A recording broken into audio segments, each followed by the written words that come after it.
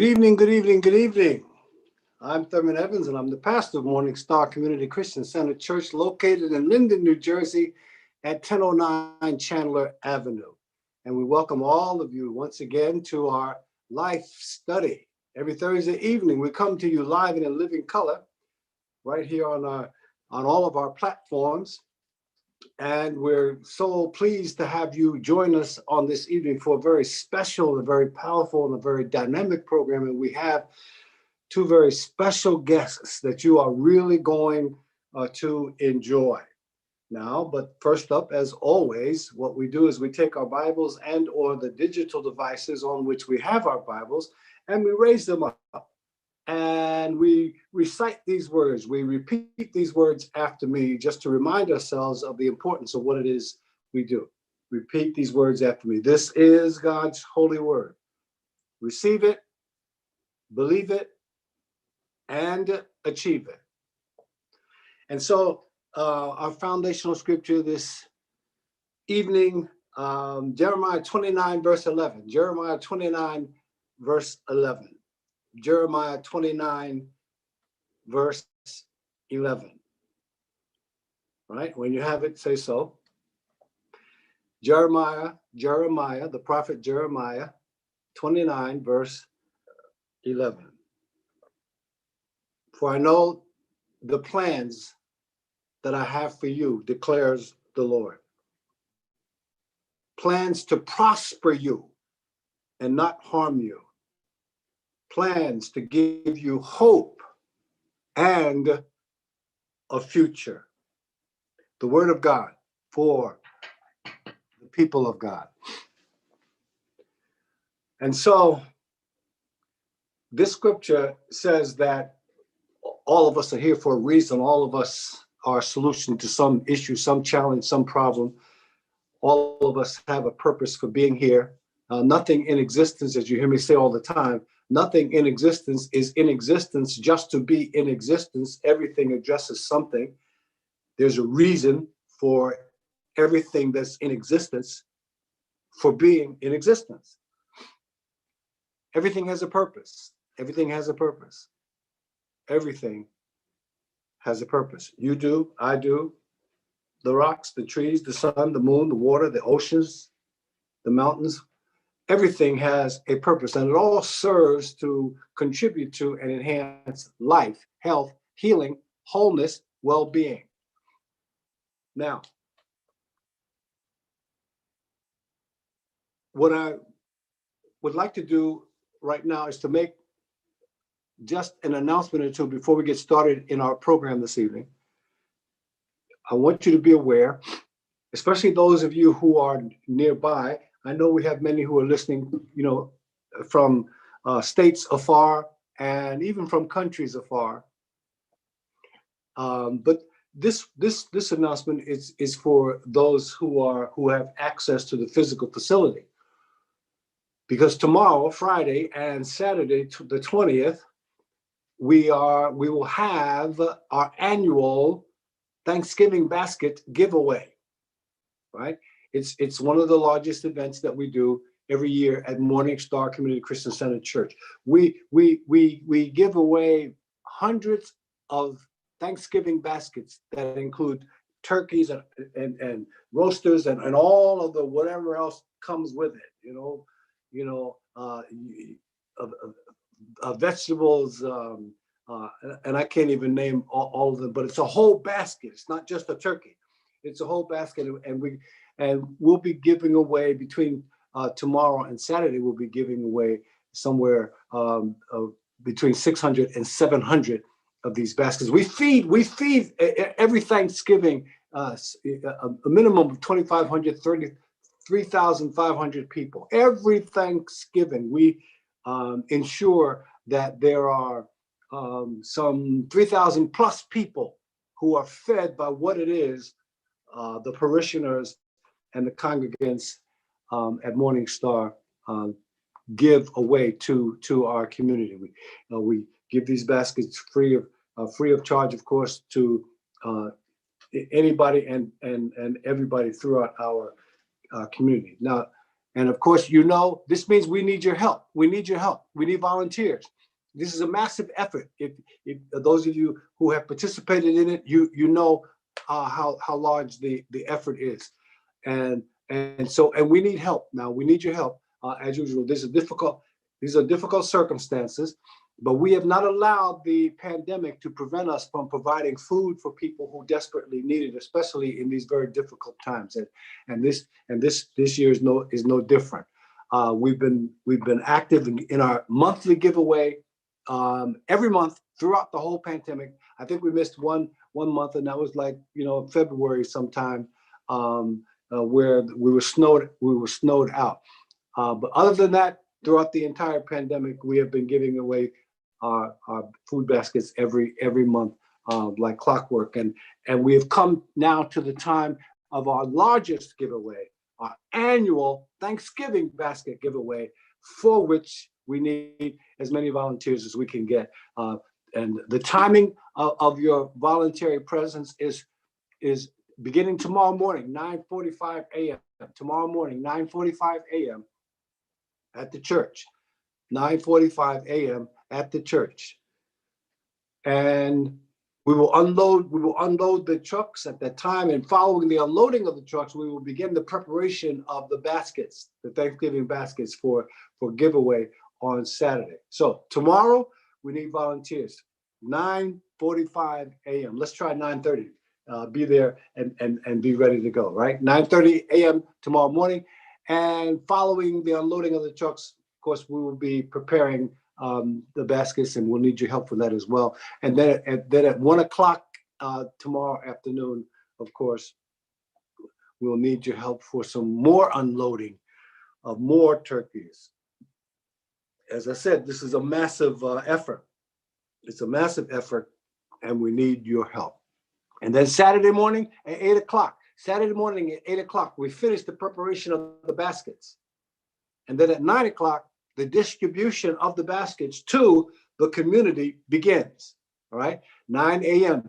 to Saturday morning. Now, 8 a.m. Saturday morning, we need your presence, as I said, to finish the preparation of the baskets. And then at 9 a.m. on Saturday, we begin the distribution to the community.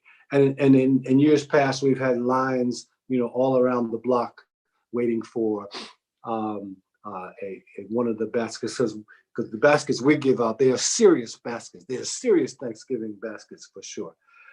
And so this year will be no different. We're trying our best to make a difference in the community where we live. We're trying our best to feed the hungry, as Matthew 25 speaks to. So, all right, we got that now. 9:30 tomorrow morning, 9:30 a.m. tomorrow morning. We need your help to unload the trucks and prepare baskets. And then at 1 p.m. tomorrow, we need, again, another wave of help for more unloading. And then on Saturday morning, the 20th, we need your help at 8 o'clock a.m. to finish the preparation of the baskets for the distribution, which will occur beginning at 9 a.m. on Saturday morning. All right, hopefully you got that.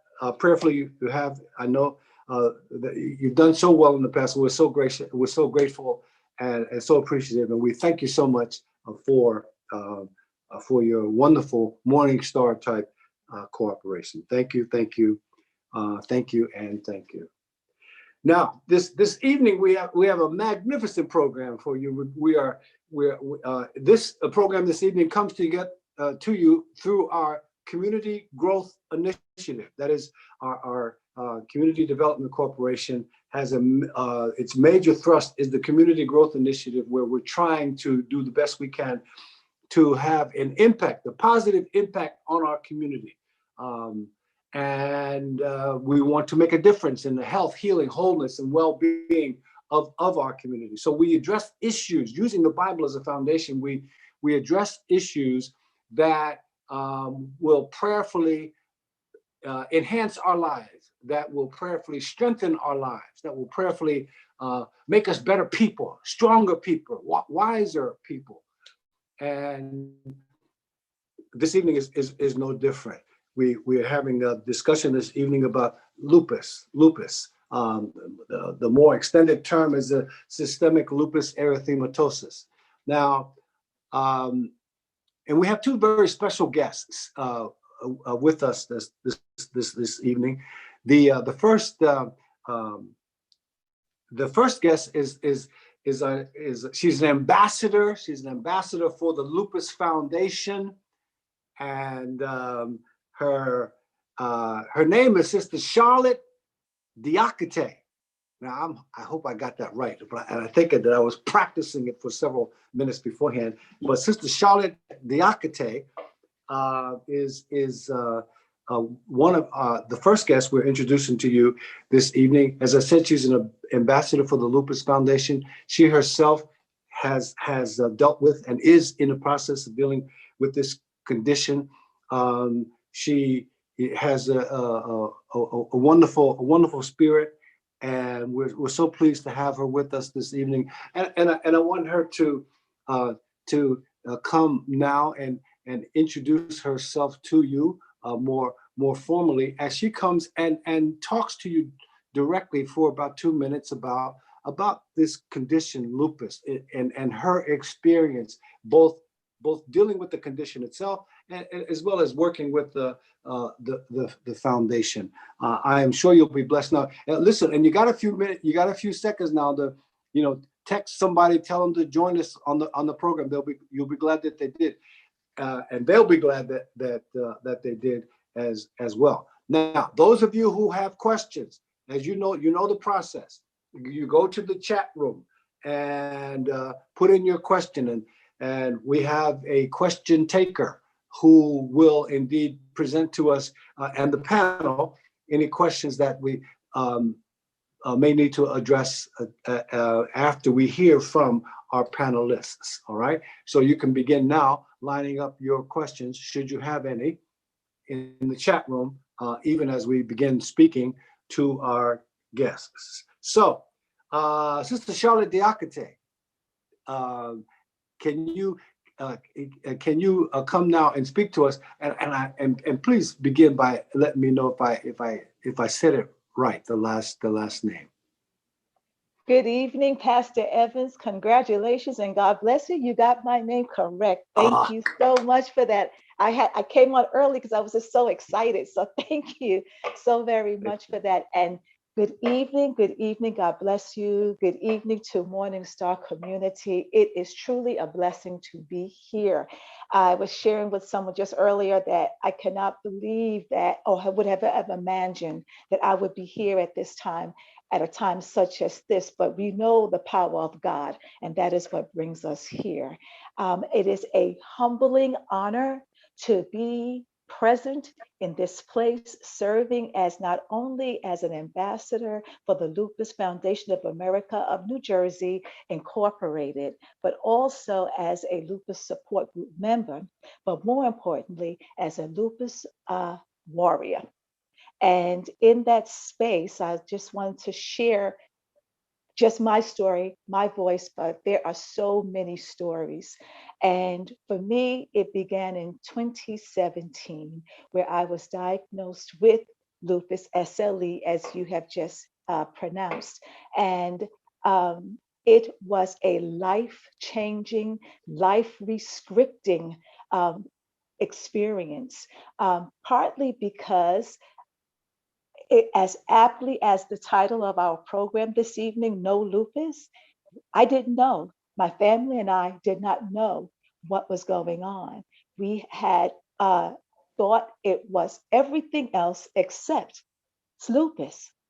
And my conditions of lupus include rheumatoid arthritis, anemia, extreme prolonged fatigue, rashes on the skin, some call it brain fog. And the most prevalent is what's called Raynaud's phenomenon, where my fingers turn blue. And we did not know anything, and also anemia. With that, In 2017, I collapsed. And after extraordinarily pain, one of my doctors looked deeply and said, I want to test you for lupus. I didn't know what that was.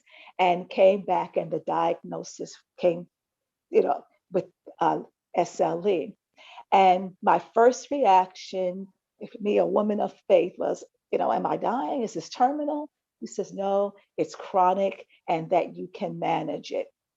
Knowing or being aware now of what was happening, I went into a very deep, dark place. Dark, I was in extraordinarily pain, and my mom came all the way from New York to care for me and my household for over a month.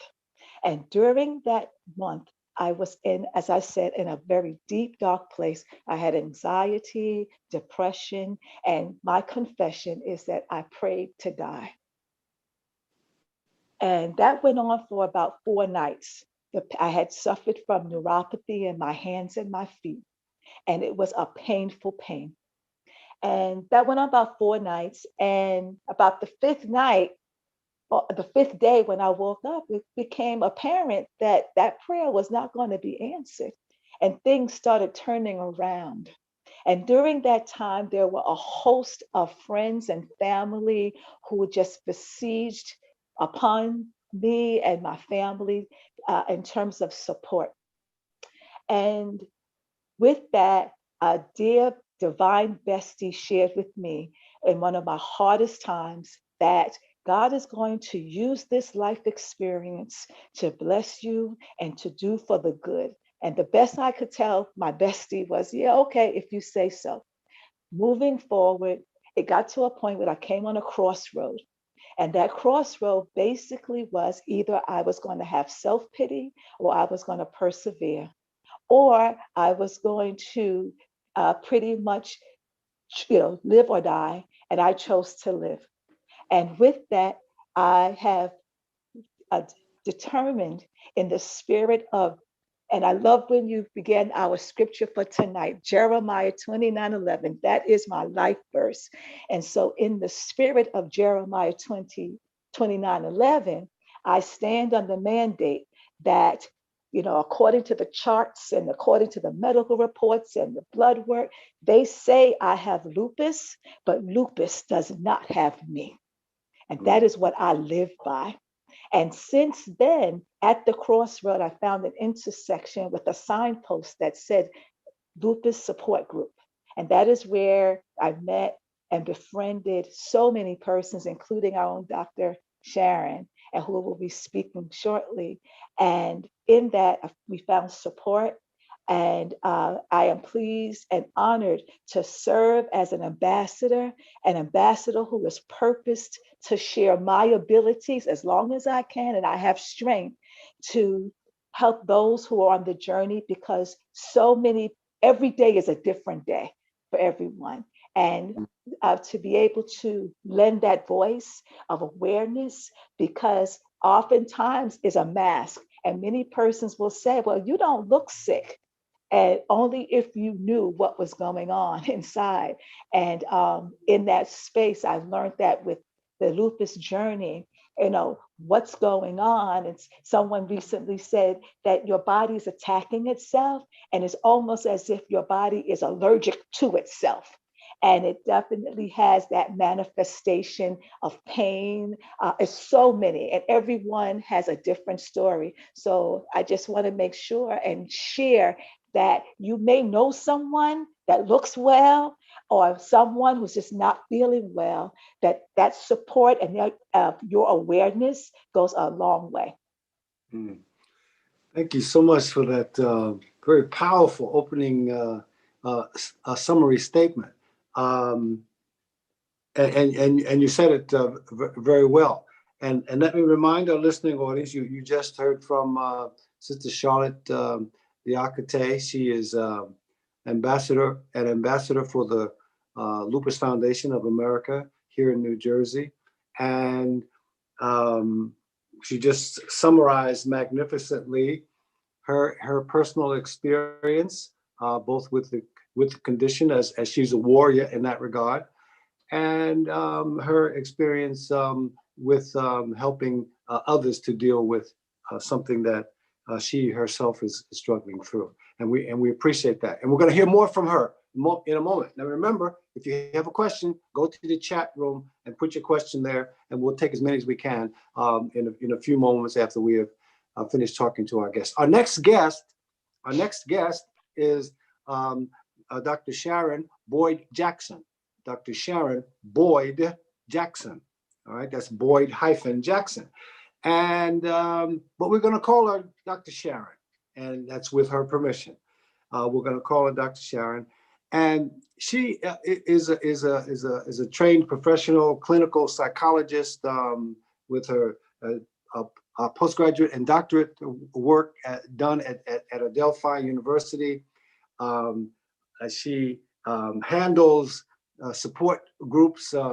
She's a former president of the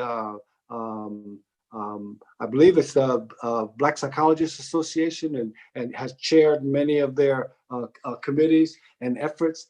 And we're again pleased, as just as with Sister Charlotte, we are extremely pleased to have Dr. Sharon as our guest this evening as well.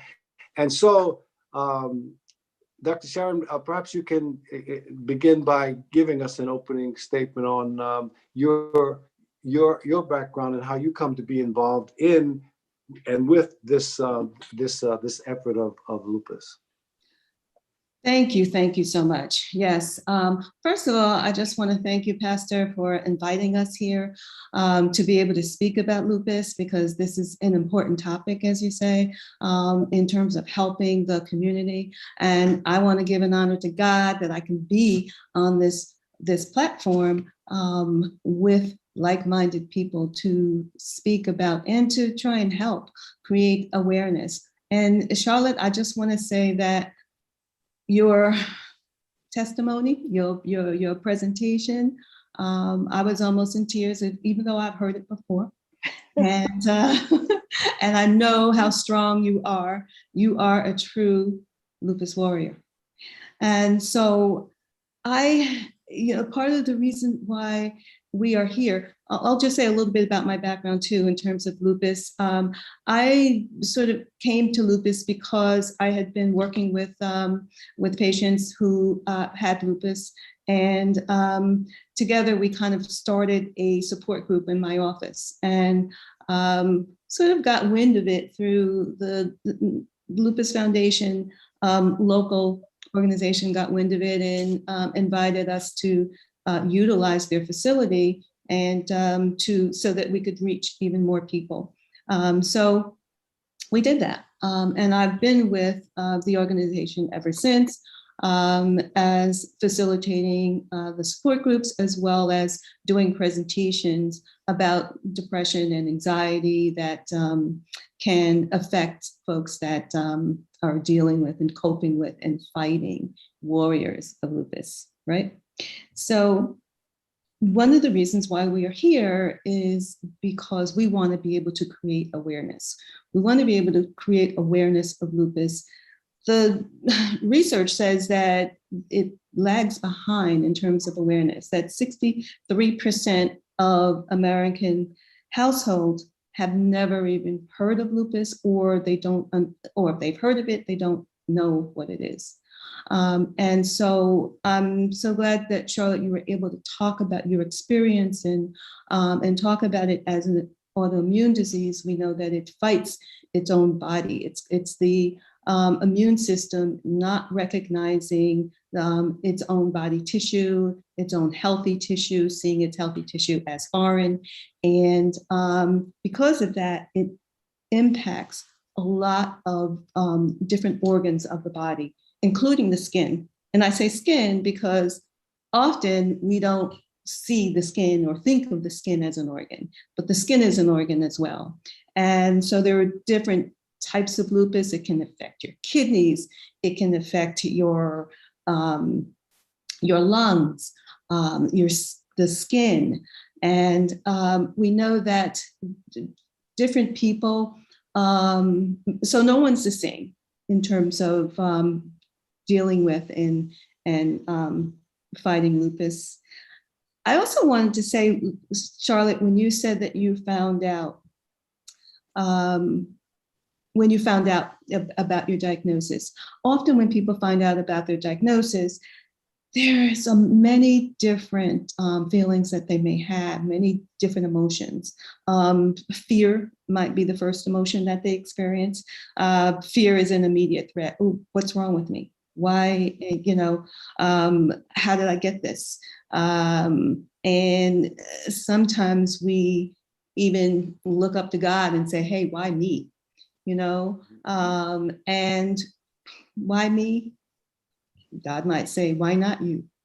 We are all we come from him. We're all his children, and we all have the strength that he gives us to fight whatever comes our way. And so that's one of the things that we've got to remember when we're dealing with this. So fear might be the first thing that a person might experience. Depression may be another after it hits you. I've got this. What am I going to do? How am I going to deal with it?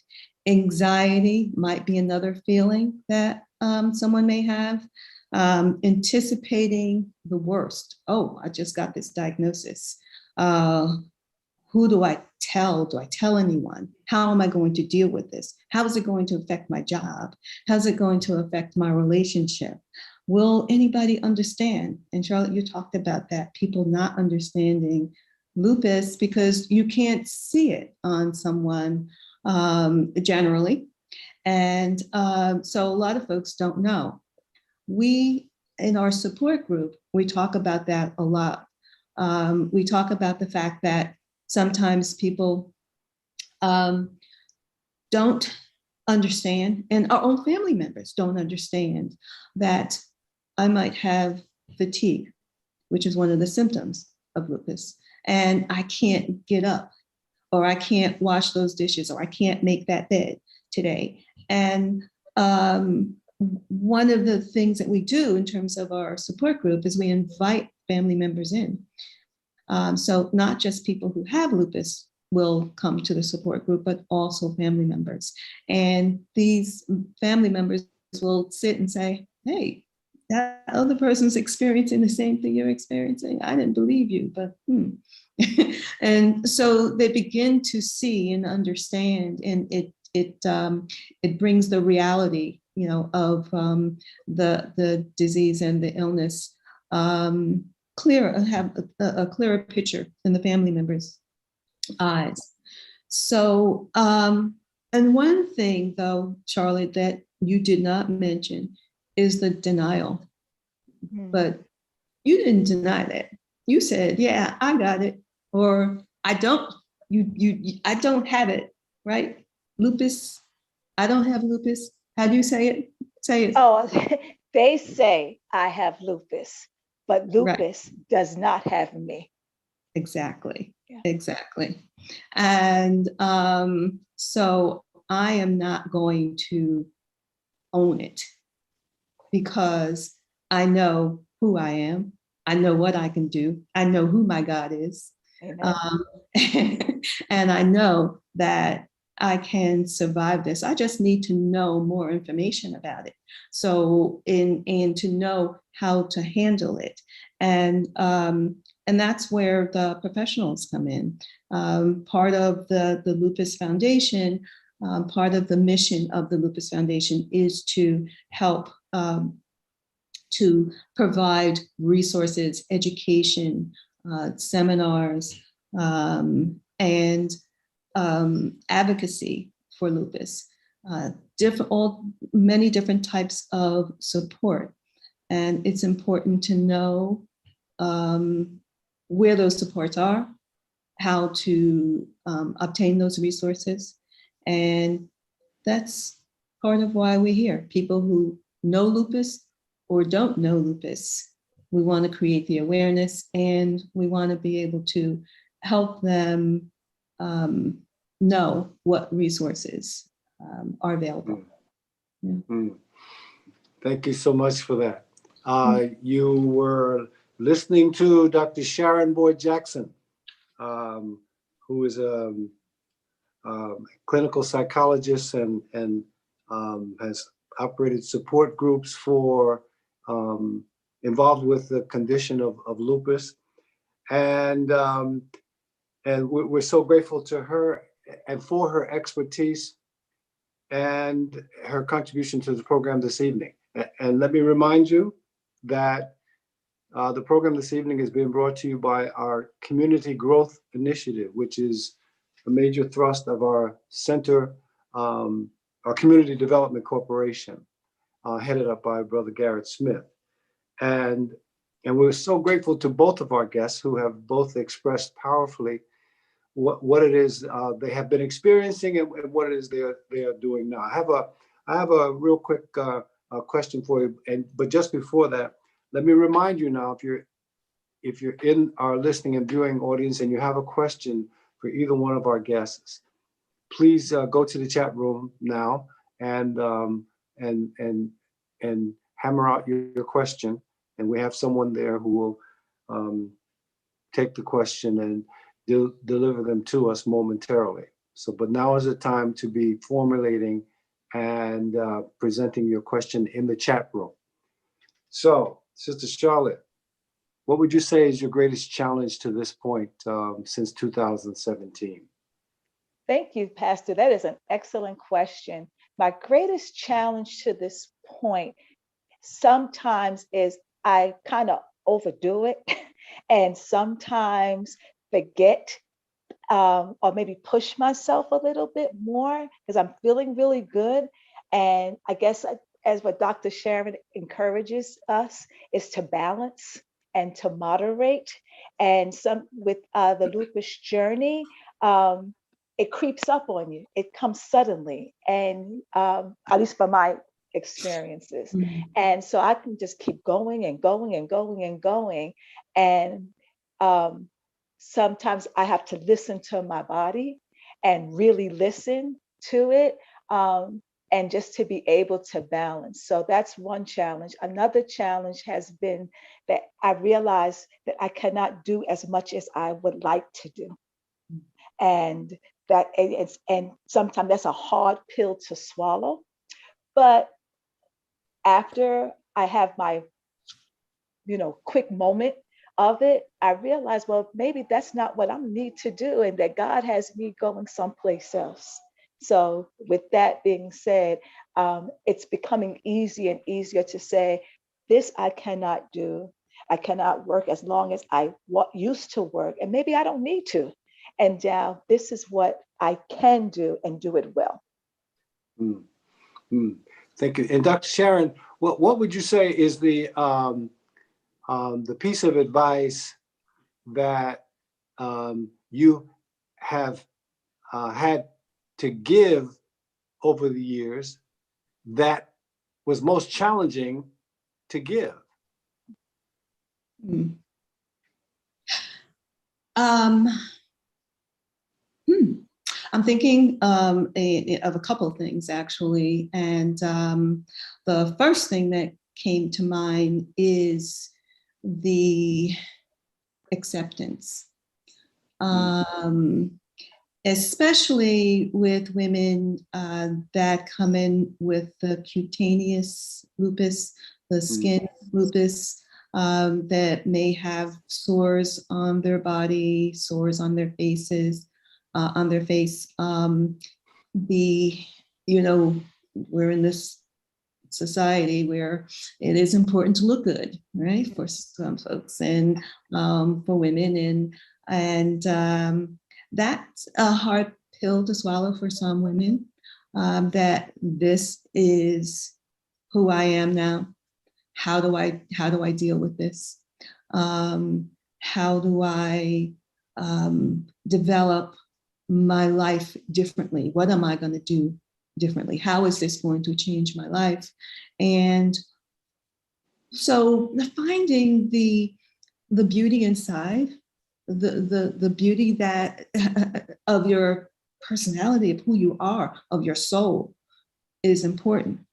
And that's an important message. And sometimes it is difficult to convey that, especially in a group But what I like about the support group is that it is a group of not just women. We have men come in too, because there are men who have lupus as well. But it is a group of folks that support one another. And because I think that you have that support, because you have people that are dealing with something similar that you are faced with, that they can hear you. You can relate to that person. So the group helps. So even though it's a difficult message, I think that the group helps because of that support. And sometimes even the support within the group can lead to support outside of the group as well, if needed. And people can do that on their own if they want. But the finding the strength within, I think has been the most difficult. So okay, got it. And thank you for that.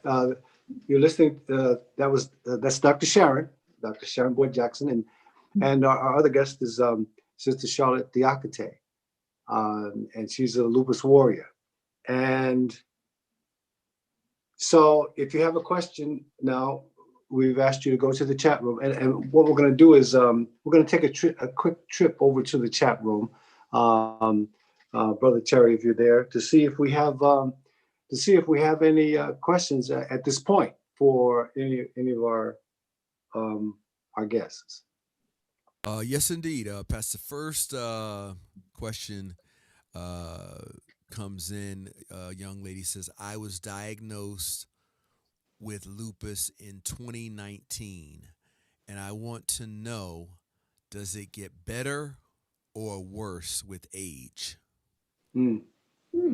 Hey, thank you to the viewer for the question. So, Dr. Sharon, Sister Charlotte, either or both. We both. Dr. Sharon, yeah, you want me to start? Okay. Yes, you start. All right. In terms of it really depends on the individual, depends on the type of lupus that the individual may have.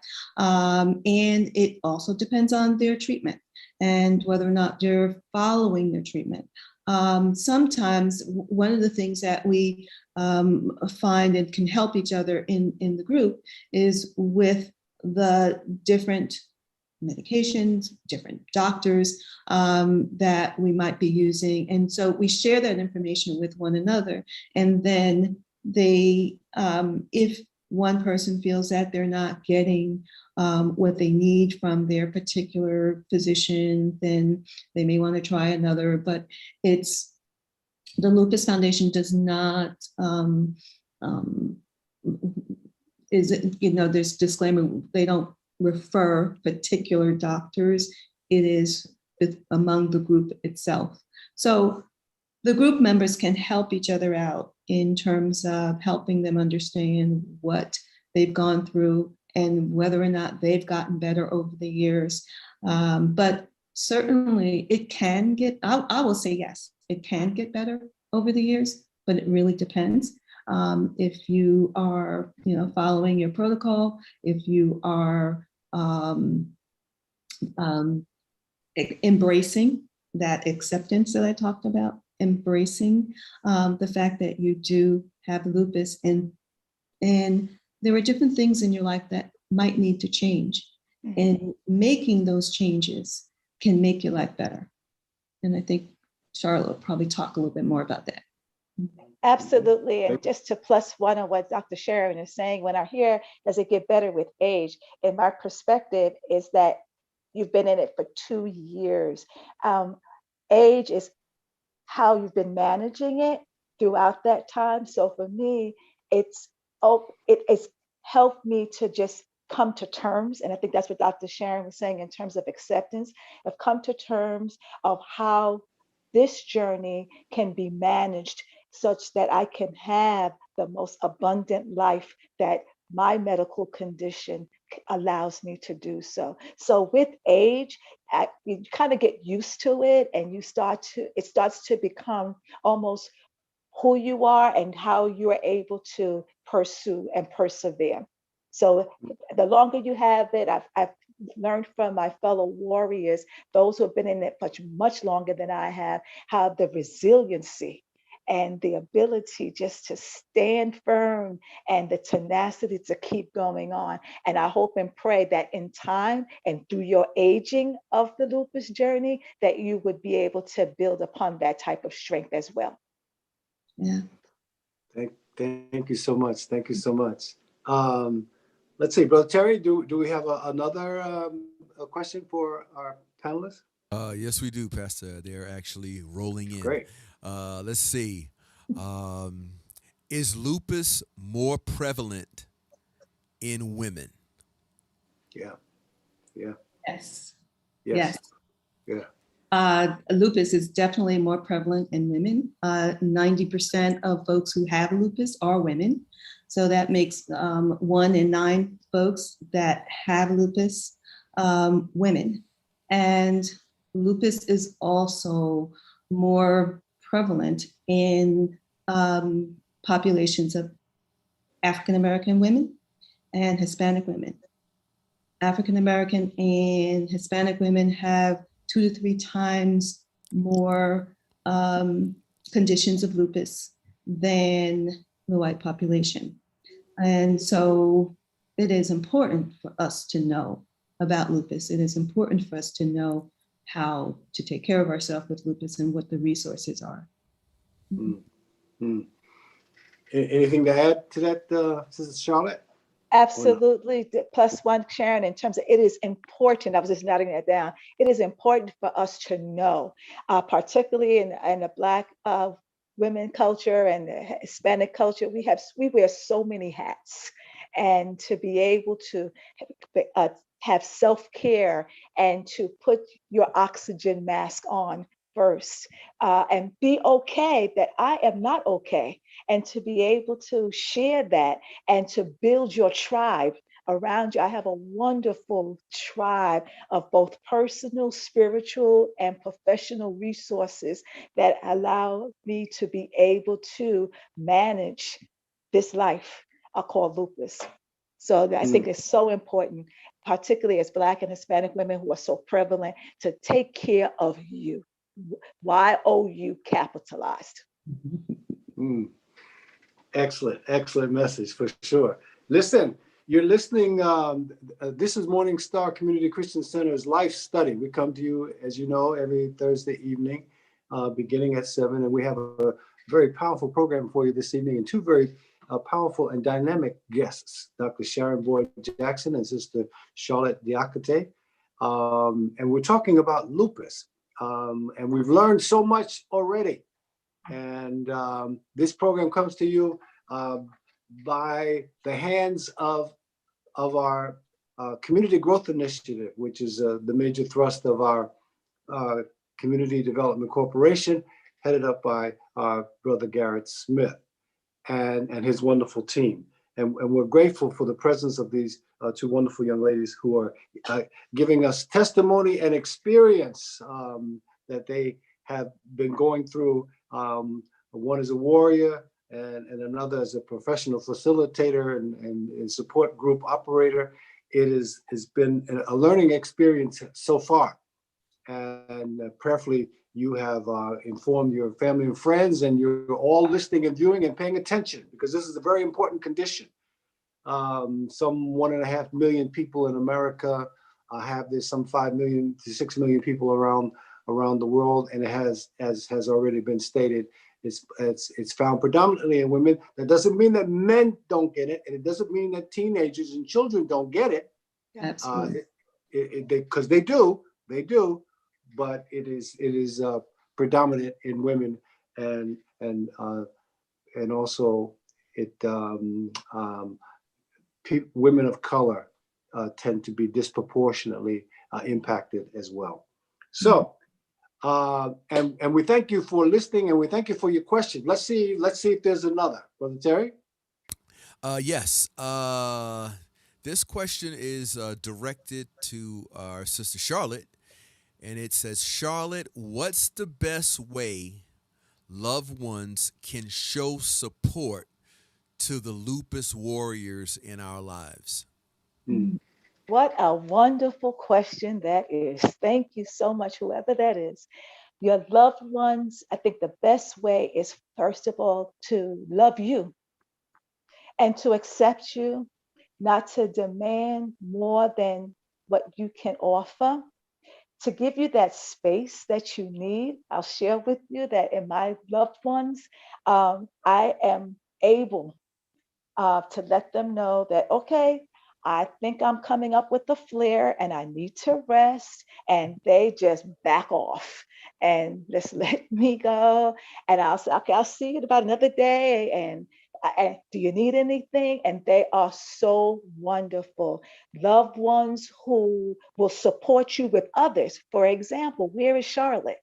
Charlotte is resting right now. Give her her rest. Loved ones who will take up the slack for you, taking care of your home, helping with a meal, and giving you the room to cry.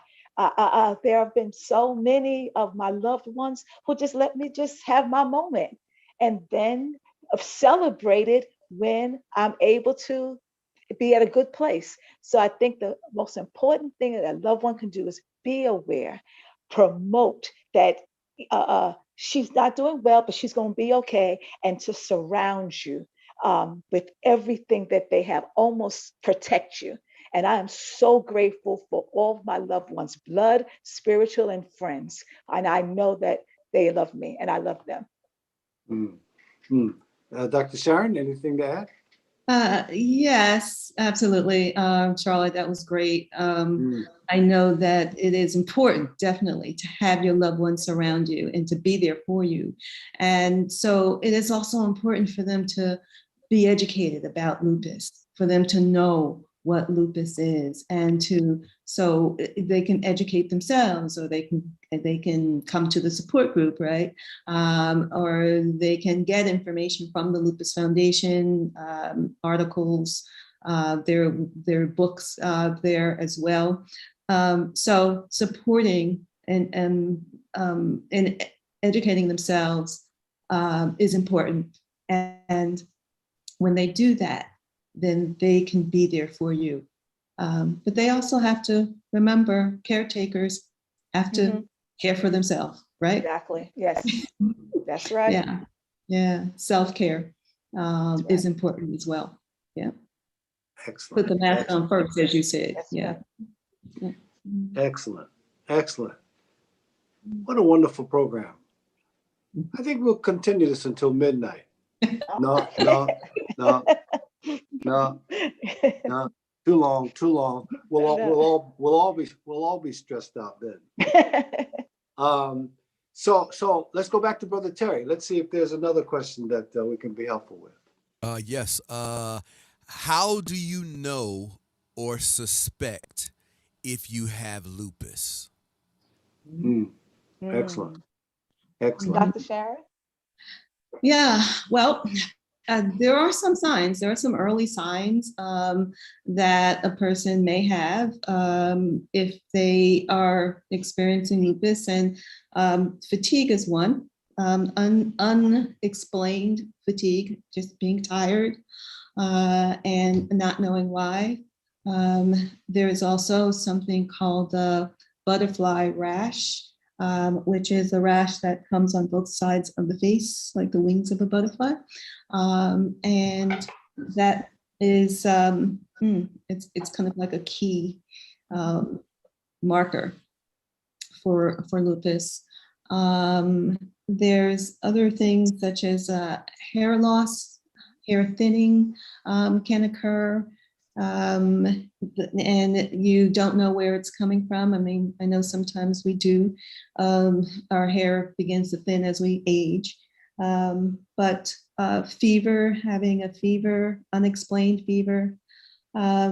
So there are different, things that you might experience and you don't know where it's coming from. These are some of the symptoms. Dry mouth, brain fog. Yeah, brain fog is one of the symptoms where you have difficulty concentrating. It's like you uh, tend to not be able to focus. And let's say you go to the kitchen to go get a fork, and you come back with a spoon. I mean, the uh, so having some cognitive difficulties that are unexplained. Any of these symptoms, if you feel that you have any of these symptoms, it is important to um, go to contact your physician, and make sure you write down all of the symptoms so that when you go to the doctor, you have it in hand. Yeah. Mm.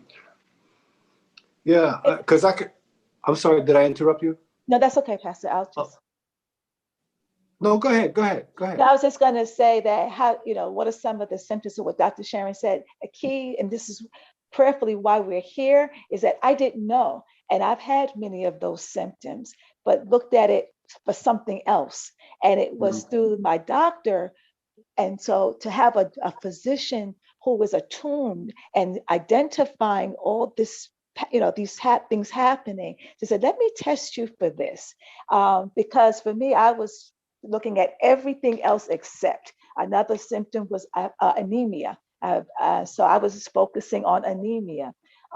So thank you that we have the checklists that do our lupus support group, that we were able to share that type of resource so that your family members and your support members could know that this is what may be happening. It's not just arthritis, it's not just blue fingers, it's not just skin loss. The combination can be leading to something. Mm-hmm. Yeah. Now, and I can hear a lot of people, as both of you itemize and list the symptoms, as you both are aware, many of these symptoms are very common. They're very common to a whole bunch of conditions.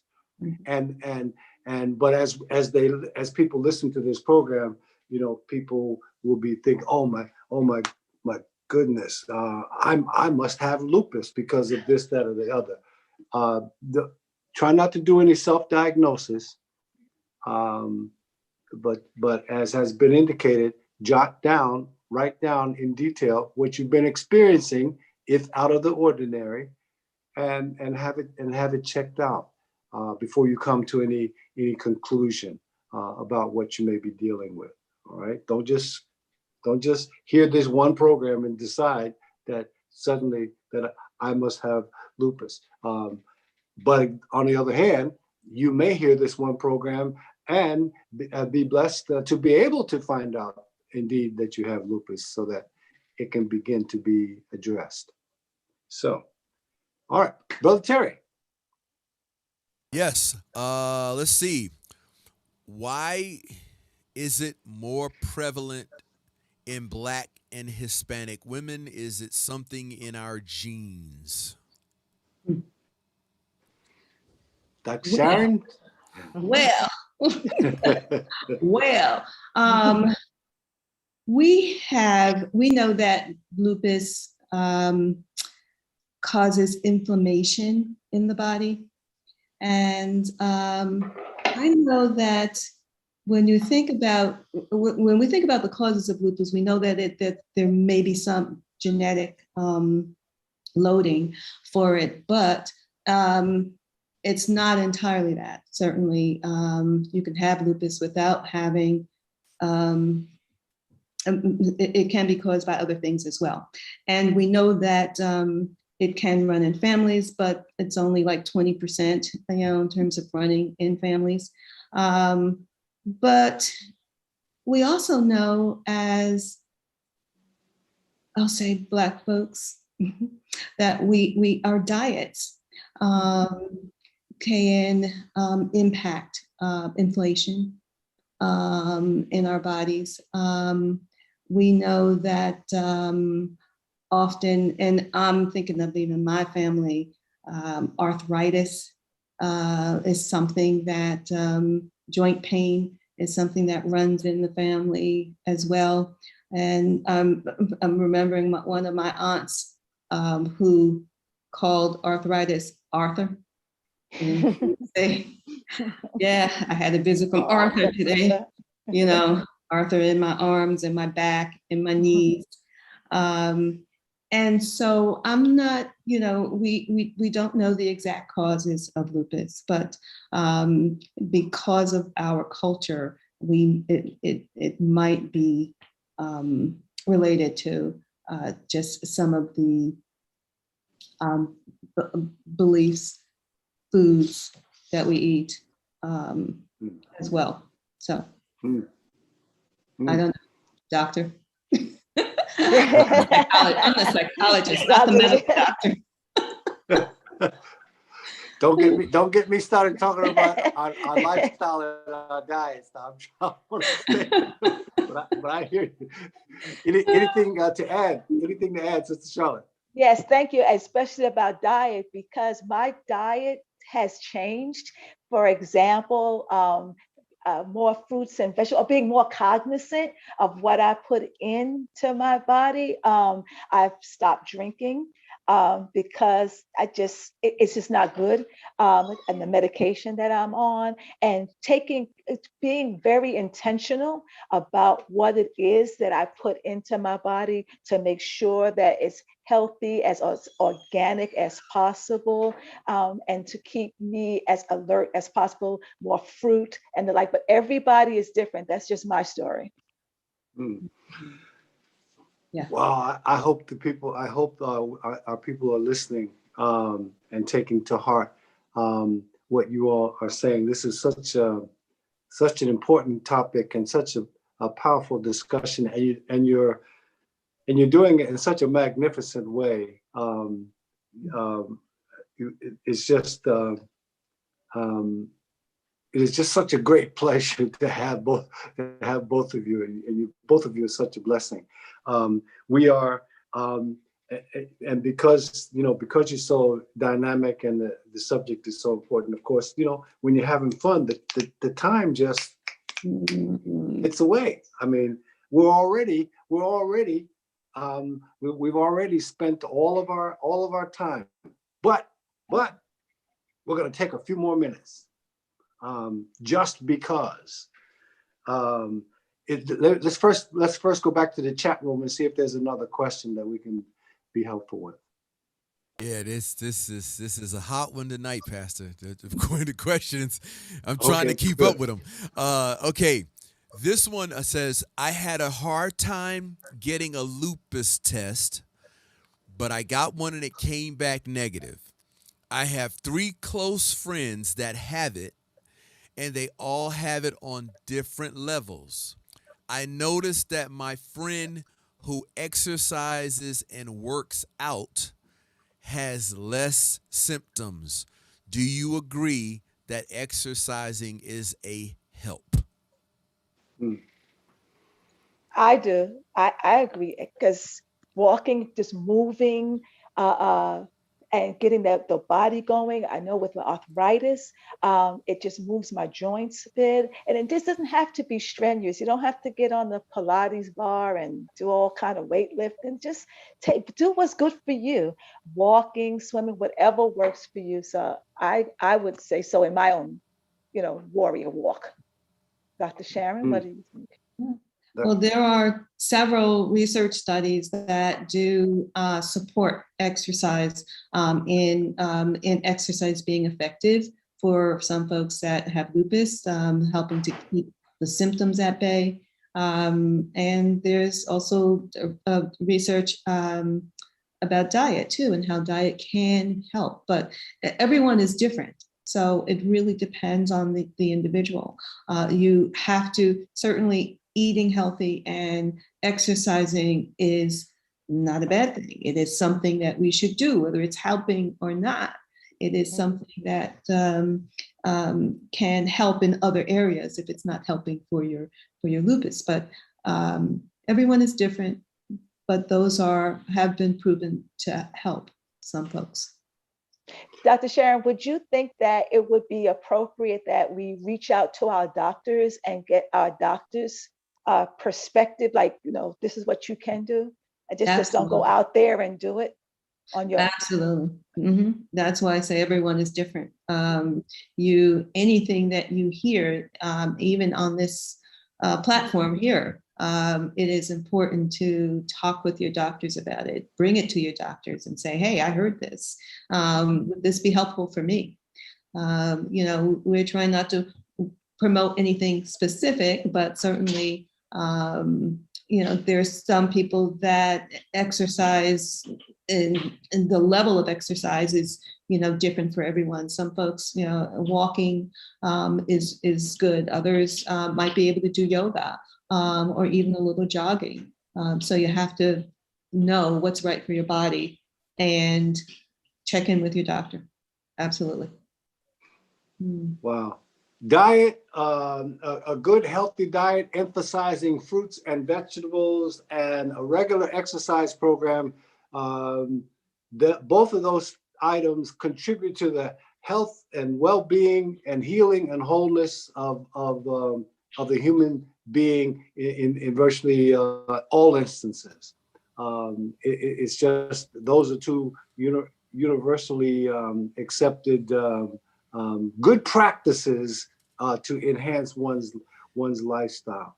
But again, as has been pointed out, you should be sure to check with whoever your attending physician is to be sure about the course of activity that you take.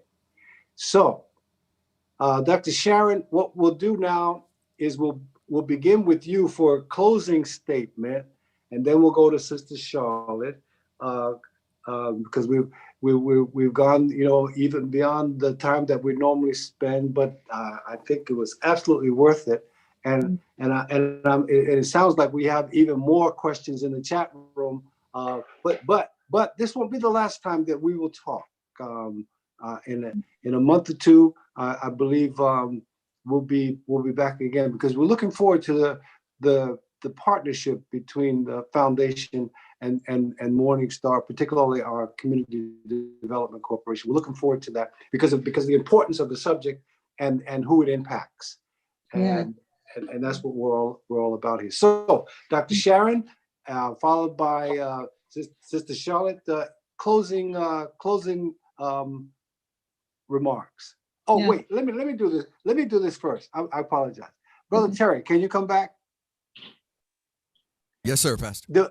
Is there, as we used to say in church, do you recognize, is there a real burning final testimony or question that we just have to get in before we go? Otherwise, we're going to turn it back to our guests for final comments. I think we're good to go for final comments, Pastor. A lot of positive feedback on the chat tonight. People responding to how much they learned, how much they enjoyed it. Thank you for the presentation. So I think we're good to go to close with the doctor and Sister Charlotte, Pastor. Okay, thank you. Thank you for that. Dr. Sharon, closing comments. Okay, I just want to thank you for this platform, allowing us to just talk about lupus and to inform others of the importance of being aware and of what lupus is, and that the Lupus Foundation is available and there for support. If anyone is interested in joining our support group, I recommend that you contact the Lupus Foundation. I was supposed to have the phone number, but I don't, but we can get that for you. But the support group meets every second Saturday of the month. And we meet on Zoom, so it's easy for people to join if you're interested. If you have lupus and you are interested in getting more information, I am welcoming you to join our group. And I just want to thank you, Pastor, for the platform, allowing us to be here to share this information and to speak with your community. Thank you. Thank you. Thank you so much. And thank you for your magnificent contribution. Thank you. Thank you. And thank you for your magnificent work over the years. Thank you. Thank you. Sister Charlotte. So thank you so much, Pastor Evans. This has been such a blessing. It's been a healing. And thanking the Lupus Foundation of America of New Jersey Incorporated for all that they are doing and will be doing for the lupus warriors and their families and their support caregivers. And so that number, if I might, for the Lupus Foundation is area code 973 379 3226. And the website is www.lupusnj.org. Please join us. As Dr. Sharon, who is a fantastic lupus support group leader, along with others, one of our meetings, a young lady asked, as what Dr. Sharon had mentioned before, about why me? And she was so despondent. And that resonated with me. So that very well may be you. Why me? And I say to her and you and all of us, why not you? And through you, as my dear bestie Divine said, that God is going to use this to bless you and to bless others. And because of you, lupus warrior, you will be the face of courage to stand up, to advocate for healthcare and research. Through you, you will be the face of support, be it a husband who sits side by side with his wife at every support group meeting. Through you, you will be the person who will show someone sensitivity to give a level of compassion to others. So it is through you that the most important purpose occurs, and that God will use this for the good. Now it don't feel good, but it will be done for good. So strive on and know that and was it KNOW? Thank you for that. No, no lupus. Know that you're not alone. Know that we are here, and know that we will be back. What? Now repeat that number, 973 379 3226. Okay, excellent. And when you call, make sure you let them know where you got the number and where you heard the information and why you're calling and so forth. So thank you so much, Sister Charlotte and Dr. Sharon. You both of you have been an awesome blessing, and we're so grateful for your sharing your expertise and time with us on this evening. And we have been talking about lupus. This comes to you through the good graces of our Community Growth Initiative, which is a major thrust of our Community Development Corporation. And this Community Growth Initiative is headed up by Brother Garrett Smith and his team, his wonderful team. And we are excited about partnering with the Lupus Foundation in an effort to bring as much healing to our community as possible. And we thank and I want all of us virtually to give a hand clap to God, a hand praise to God for these two wonderful guests. Now they can't quite see you, but I'll let them see me. But you clap along with me to show some appreciation for these two magnificent sisters who have taken their time and their expertise to help us all. And for that, we are truly grateful. Let me remind you before we go that tomorrow, we begin the preparation for our largest annual giveaway. As I said, it's a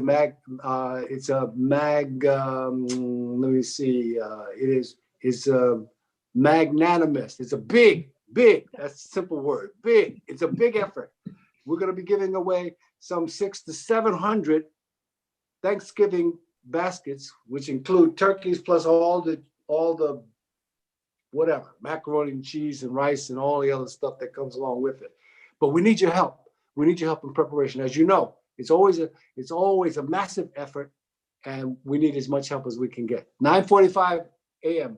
Be there at 9:30 tomorrow morning to help us unload, and begin the preparation of the baskets for the following day, Saturday. So tomorrow, 9:30 a.m., we need you volunteers, as many as can make it. And then at 1 p.m. tomorrow afternoon, again, more unloading, more volunteers. We need your help. Thank you so much for your wonderful cooperation. And then Saturday morning at 8 o'clock, we finish up the preparation of the Thanksgiving baskets. And at 9 a.m. Saturday morning, the distribution to the community begins. And as you know, and as I have said, it's a massive effort. We feed some 2,000-3,000 people every Thanksgiving through what it is we do in that program. Thank you so much. We'll look to see you tomorrow and Saturday morning to help us at the church, those of you who are here. Now, if you live in Montana or Florida or Ireland or Nigeria, well, it might be difficult for you to get there. But most of you are who are in the congregational family, Rawway, Linden, Roselle, Elizabeth, Newark, Union, you name it. Those of you who can make it, we look forward to seeing you. And so between here and there, we want you to stay well. We want you to keep working on being vaccinated. Don't forget the boosters, get them as well. And we look forward to your sharing with us in our worship experience. This coming Sunday morning, every Sunday morning, we come to you at 9:30 a.m. And should you sign up, if you're coming to the sanctuary, sign up. And if you sign up, show up, so that we don't take a seat that someone else could take. We practice social distancing right now. We practice the wearing of masks, and our service is abbreviated, but it's powerful, and it's designed to make a difference in our Christian walk as we head towards eternity and heaven. So until tomorrow and Saturday and Sunday, stay blessed, be blessed, and we'll see you then.